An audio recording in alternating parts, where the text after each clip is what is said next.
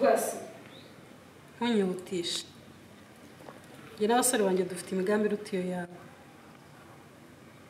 sinzi icyo upfa n'umugore wawe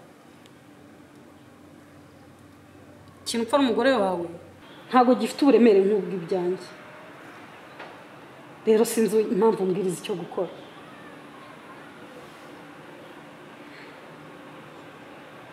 none se kwera ubu tuzatangira akazi ryari njye ntakubeshye kabisa ndambiwe agasuzuguro k'uriya mugore asigaye ataha bwije ngo ari gucuruza amata wagira ngo ni nka bizinesi yo gucuruza amamodoka barata kandi ni ukubera iriya mbwa y'umugabo ngo ni Rick yirirwa imusambanya ubu yabonye ari cyo kintu yamusigira koko ariko n'ubundi abagore bose ni ibigoryi nkubwire rero rwose mubuki ucunga uwo munwa wawe ninde wakubwiye yuko abagore bose ari ibigoryi ibigoryi n'umugore wawe cyangwa ashobora kuba atari n'ikigoryi ahubwo umugabo ari we kigoryi umva nawe ucunga umunwa wawe utaza kurenga umwe muri twe akabizira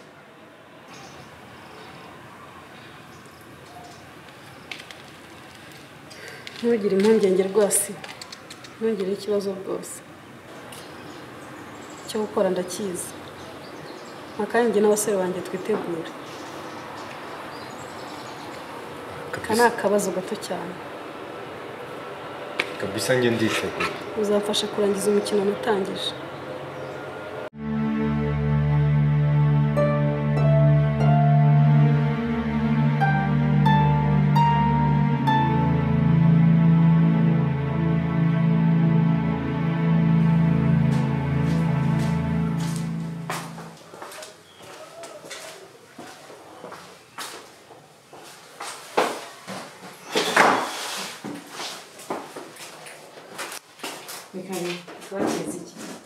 amata yishyushya akonje kugira ikibazo hano mbwira ikikugeza amavuta anyakiriye birangombwa umva mani ntuze gutuma nongera gusubira mu kino kibazo mbwira ikikugenza vuba cyangwa umufunagura ujya kubibwira nyakubuje njye njye kubagurira Tete none afite umugambi wo kuza kubatera afatanyije n'urwasi umugabo Tony bafite umugambi wo kuza gutera business yanyu bakayisubiza hasi kugeza igihe muzongera gufata umwanzuro wo kuza kumukorera nk'uko byahoze wowe uri kubimbwira akantu kamwe uri kubimbwira nkandi Freeze ni kuvuga nka Alex kandi nubwo kenshi utari gukunda kuma kanya nkubwira uburyo ntiyumvamo ariko njyewe umva ibintu byo kudutera ubwoba nimushake mu byibagirwe ahubwo ungiriye neza kano kanya wasohoka nyamara ushatse wamega amatwi kuko umugambi wawe ugeze kure mbere ko rwasi wowe none aba yumva n'isaha yahitase ariko nk'uko uzi Dede arategura ni gake kandi mwebwe we na Tony arabatinya so afite abandi basore yangaje bagiye kuza gukorana nawe nahanyo kukiza business yanyu umva ubushize byari Paul none ubu ngubu ni Alex urumva witeguye kunera ubwoba weho ese ubundi uriyizeye nk'uko nawe bakwizeye bajya kukunumaho Fred nuko utarimo kunyumva neza ariko ngende ku ruhande rwanyu bizanshimisha nimbona umugambi bateguye muramutse muwutsinze wari kubimbwira kano kanyuri nkande nka Alex please Fred nubwo kenshi utajya ukunda kuma kanya mubwira uburyo ntiyumvamo ariko njyewe umva hanze vuba utaranyicira gahunda z'umunsi wanjye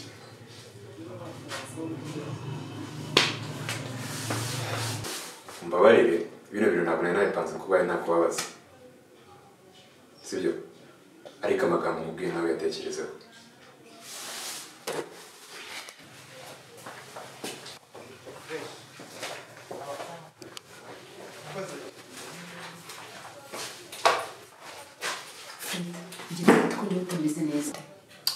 nzanira fone yanjye mpamagare Tony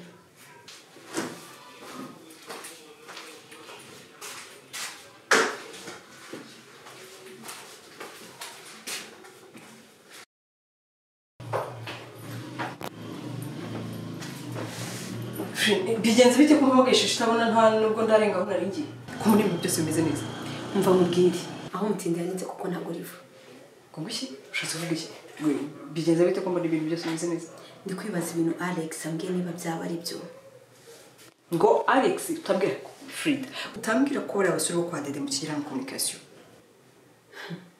Alex muhuriye he muhuye mute nsanze hano aha ngaha so Dede ziriya sore ze aracyazitumaho umva ambwiye ko Rwasibo na Dede bafite umupango wo kudushyira hasi ngo Rwasibo umugabo wanjye ntabwo ibyo bintu yabikora ntabwo Rwasibo yabirota arabizi tubaye kuko bino business kandi Rwasibo iyo musize mu Rwanda hamusanga buri munsi aba yicaye mu rugo bizi abimbwiye neza bihagazeho kandi adategwa yabivuga kubona nyine byavuga akabizi neza ikindi ndi kwibaza kandi cyananyobeye gute Rwasibo apanga umupango umeze gutya n'igihe cyose gishize ukaba ntabyo zibaho nk'umugore we Frida nuko bidashoboka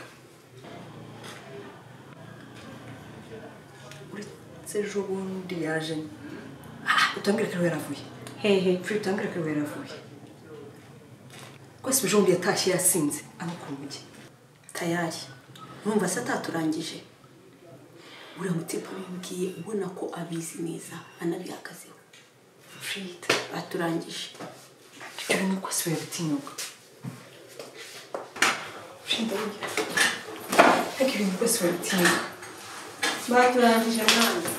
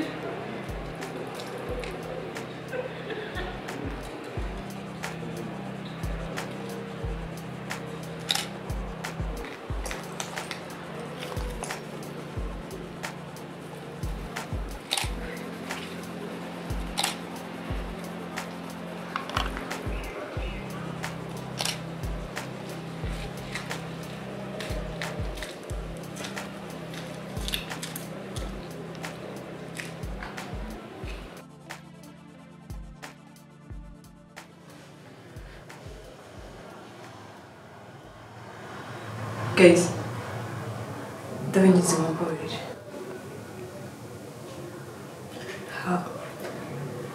Umva n'amaso yanjye mfite isoni, mfite ikimwaro cyo kubareba no mu maso. Agahinda karanyishe. Mfite intimba natewe n'uyu mugabo. Natangira kubana nawe. Nta munsi buracya, nta gihe biraba ngo buke nishimye bwire nishimye. Uretse agahinda n'intimba bafite mu mutima wanjye twasibakira. Uriya mugabo kuva n'abana nawe nibwo ngira ngo ibyishimo by'ubuzima bwanjye byarangiye. Munyihanganire, nanjye numva ntafite uburyo nabibasobanura. Ntabwo nawe ndimo kumva ukuntu rwose wetinyutse n'umukaba ari amagambo y'undi. Akangamba nanjye n'inshuti zanjye ntazi yuko dushobora gupfira. Umutima wanjye urababaye, umuntu afite uburyo nabasobanurira. Akunda birenze umbabarire. Ibi bintu tubikore turi kumwe. Nizeye ko bizashoboka.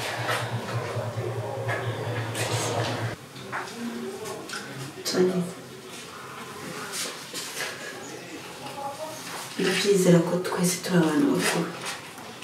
Hano nta muntu n'umwe uri umwana mu mutwe, tuzi neza iki bizinesi tumariye twe n'abana bacu. Ntawe wifuza yuko yasubira hasi, cyane cyane ko njye nawe tuzi aho twaturutse, tumeze nk'inzererezi twirirwa ducururiza dede urumogi. Ibi bintu tugomba kubicamo kandi tuzabishobora, kuko ushatse arashobora. Sibyo ari cyane rwose. Bacuti nk'uko mu mujyi w'umutima ukomeye wo kwihangana. Gusa ndabizi nidufatanya tuzarwanya bari abantu kandi Imana izabidushoboza. ukoze ari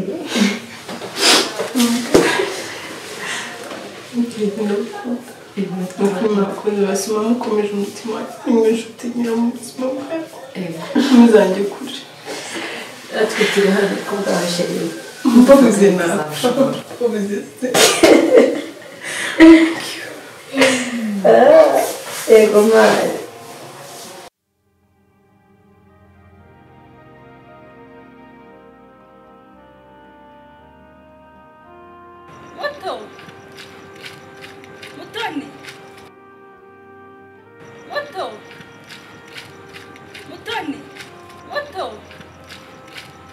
Mutoni, hagarara musuhuze. Muraho neza muto. Muraho. Amakuru yanyu Meza. Amakuru meza. Murugo se muraho? Turaho. Niko mbona ntabimenye si turaziranye. Nibyo koko muto, nibyo pe. Hashize igihe kinini tutabonana. Banyita Koreta. Ni njyewe umugore w'umugabo wawe wa mbere. Ni twakoze divorce. Mana yanjye sori ntabwo munyihanganire pe ntabwo nabyutse araciye igihe kirekire cyane. Amakuru sumeze ute ko wahuze? Aho. Nibaze muto. Ndabyumva. Ni kwihangana twese ntabwo yabyoroshye. Ahubwo se muto. Wambabarira agira icyo mwisabira. Yego wambwira nta kibazo. Wambabarira ukamicunga. Nibura iminsi mikeya. Nk'icyumweru kimwe gusa. Ibintu byoroshye. None se ntabwo ufite aho uba? Muto. Undebe uko sifite aho njya. nari mfite murumuna wanjye twakoranaga twacuruzaga ibiyobyabwenge barafata barafunga ubu mvuye muri gereza hageze nari nzi ko nshobora gusanga wenda yarahindutse arashishiburiza ati ntabwo nshobora kwemera ko tubana tudafatanyije gucuruza ubwo biyobyabwenge nanjye ndavuganiwe ntabwo nabyemera muto utazi gereza ntabwo nshobora nanasezeranyije Imana ko ntashobora n'umunsi n'umwe kuzabisubiramo rwose ndakwinginze ni iminsi mike nkashaka icyo nakora ni ukwihangana disi ntabwo nizeye ko byashoboka nawe uriya mugabo amuzi rwose uwo ni umugabo mubi ntashobotse ntanganira gusa ni ibibazo ariko reka tugende twinginga wenda ariko niba nashobora tugende twinginga urumaze kuzira bafite isi ntabwo cyane niko nari nibagiwemo nyine gatoya aba yizi cyane